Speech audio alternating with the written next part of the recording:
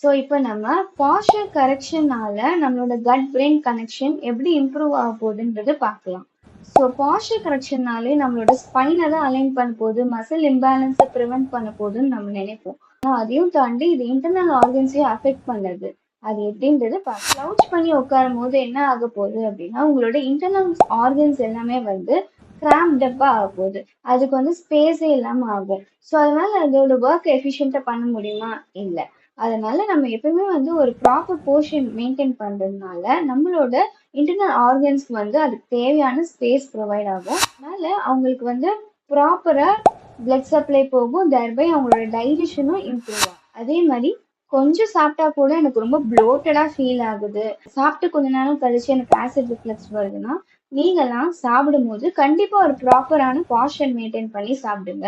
சாப்பிட்ட உடனே இப்படி ஸ்லவுச் பண்ணிக்கிறதோ இல்லை படுத்துக்கிறதோ இதெல்லாம் பண்ணீங்கன்னா உங்களுக்கு ப்ராப்பரான டைஜஷன் நடக்கவே நடக்காது. ஸோ அதனால பாஸ்டரும் ரொம்ப ரொம்ப இம்பார்ட்டன்ட் உங்களோட bloating, acid reflex as well as உங்களோட டைஜஷனை இம்ப்ரூவ் பண்ணும். ஸோ பார்த்தீங்களா நம்மளோட கட் பிரெயின் கனெக்ஷனை எவ்வளோ சிம்பிள் அண்ட் ஈஸியாகவே சரி பண்ணிடலான்றது.